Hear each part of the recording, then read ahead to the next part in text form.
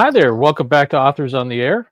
James Latwell, your host, and with us today we've got Ward Larsen, the USA Today best-selling author of a series of thrillers. And today we're going to talk about his new release, Dark Vector. And Ward, man, this was a fun read. Congratulations.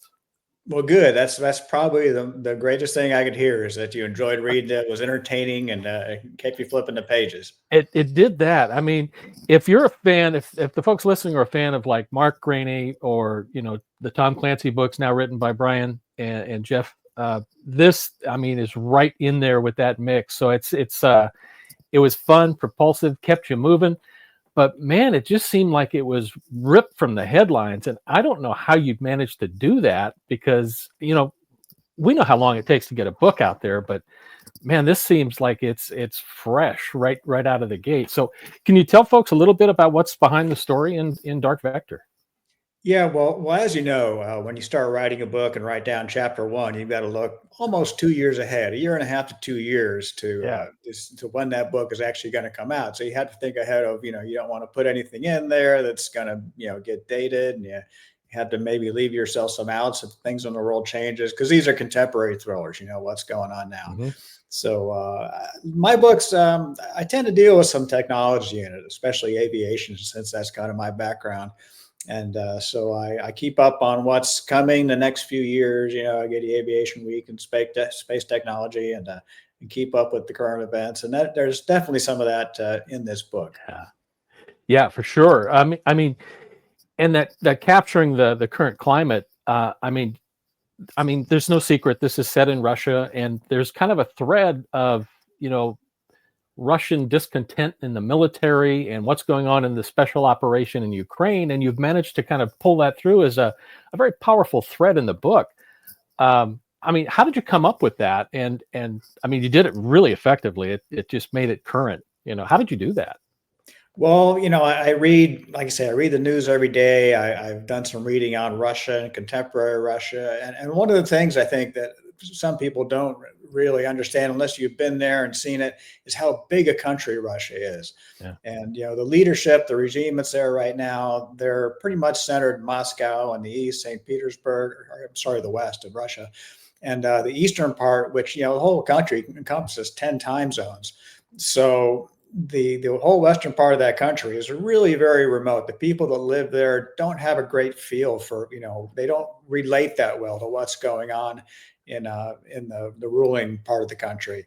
And there's discontent, although it's kind of tamped down. There's a lot of ethnicities, and they just don't feel a great relationship or real, hard tie to the regime these days. And I kind of wanted to bring that into the book, the remoteness of the area and how remote those inhabitants feel towards, the current ruling regime.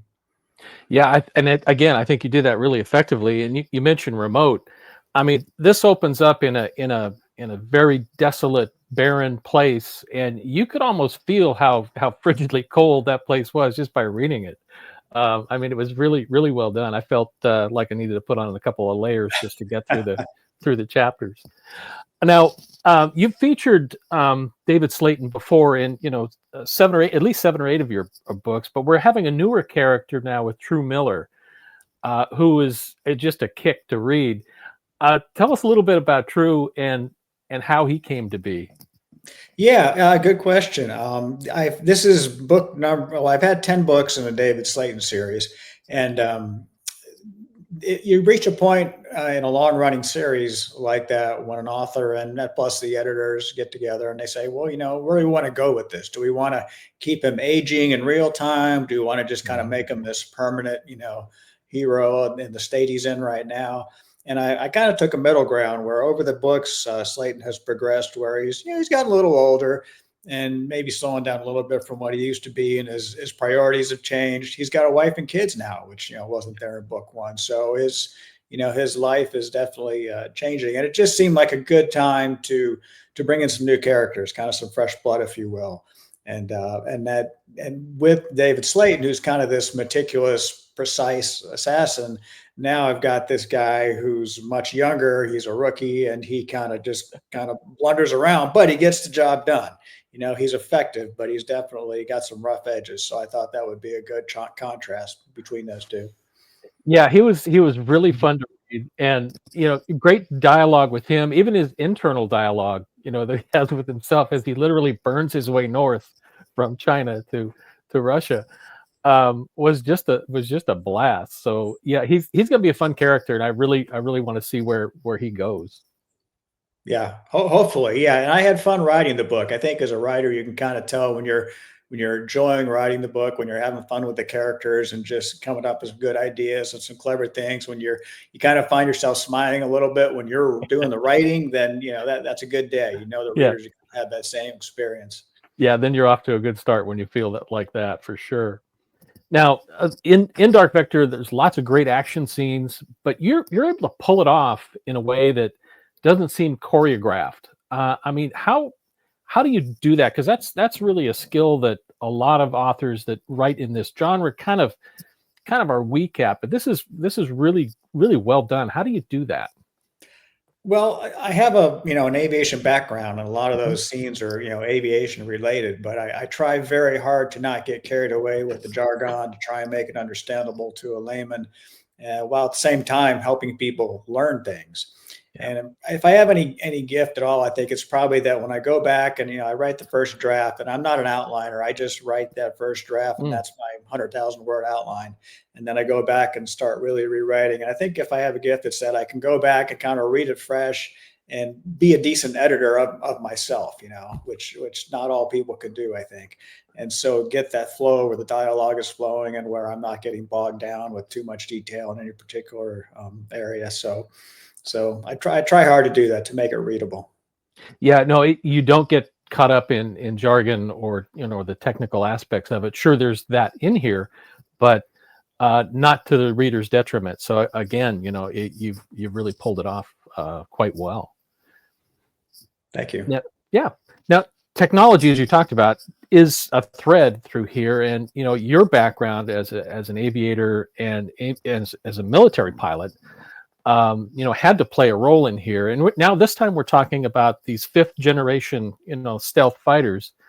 How did you go about finding out the kinds of details that you put in Dark Vector without compromising your, security profile anywhere? I haven't had a top secret clearance for a long time. Anything I did know was probably long been declassified. But I keep up, and it's all from open sources what I get. And one of the things that's in this book and I just kind of made this up, but it made sense to me, was that historically this airplane we're talking about, that's sort of the focus of the story, is a joint venture between China and Russia. And it's always been the case that Russia was pretty darn good at putting together airplanes, airframes, and engines, whereas they weren't very good at software and the integration of the weapons. And the Chinese are kind of the other way around. So I kind of made this a joint venture where they're trying to leapfrog the West and trying to make an airplane that really can compete. Because as it stands right now, they're making better airplanes, both China and Russia, but individually they're still probably behind our top line fighters. Hmm. Yeah, no, it was fun to read about that, and you could just picture that joint venture operation and everything that might happen with something like that. But yeah, that was fun. Now you've got some great character interactions in the book, and you've developed these antagonists, these bad guys that, I mean, you really love to hate. I mean, Captain Volkov is like this, evil empire kind of guy, but not in a character kind of way. But how do you come up with an antagonist like that to match what Tru Miller has to present on the page? I think well, I guess the easy answer would be there's people I hate and I just try to pattern them after them, but that's really not the case. I think like every writer I've ever met, was a reader first. And, No. I'm kind of think about antagonist in a general place on the planet and general thing that they do, I go back and think, where was a character that I read about that that stuck in my mind? What's the first one that comes to my mind in that kind of scenario? And something will come to mind, and you go, oh yeah, I read about that antagonist. I read about him, and he really clicked with me. And then you go, why? And you just kind of maybe go back and reread a little of that book, and just come up with the elements from that character of what it was that worked for you. So that's kind of where I get them from, just from reading. Because there's some great characters in here, and I know folks are just going to get a blast out of it. But there's a great twist and a nice ending to this that, I mean, is going to leave readers wanting to know what happens next with Tru and David Slaton. So can you tease us a little bit on what might happen next? Well, Tru's motivation was something that happened to his sister. He had a sister that bad things happened to, and that's kind of where it ends up in the end. So yes, that's where it's headed for the next book. He's going to explore that mystery of what happened to her. Oh, that's going to be great. Yeah, if folks haven't picked up a book of yours, I mean, Dark Vector is an amazing read.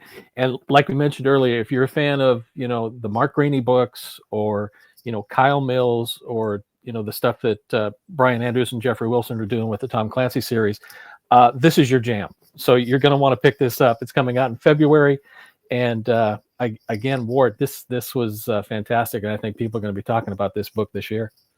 Thanks a lot, Jim. Really appreciate it. No, it's my pleasure. Now we're going to end up with something we call 3 quick hits, and I want to put you in. We'll pick Tru's headspace here, and I'll just ask you three questions. And what would Tru say? Okay. What's Tru's favorite cocktail? What does he like to drink? A beer. Okay, that fits. Miller Lite, call it. And then how about his music? What does he like to listen to? Tru would be, he has a secret harboring for classical music, because he actually is trained in architecture and the arts, and the liberal arts. So I'm going to say classical. That's right. That fits. That's really great. Now, finally, then, what is Tru's greatest fear? Tru's greatest fear is not being able to find out what happened to his sister. Yeah, I think you've nailed it there. So, folks, again, we've been talking to Ward Larsen, the author of the newly released Dark Vector. You're going to want to get a copy of this. It's a fun read, and I know you'll love it. So, Ward, thanks so much for spending some time with us today on Authors on the Air. Thanks for having me on. Take care.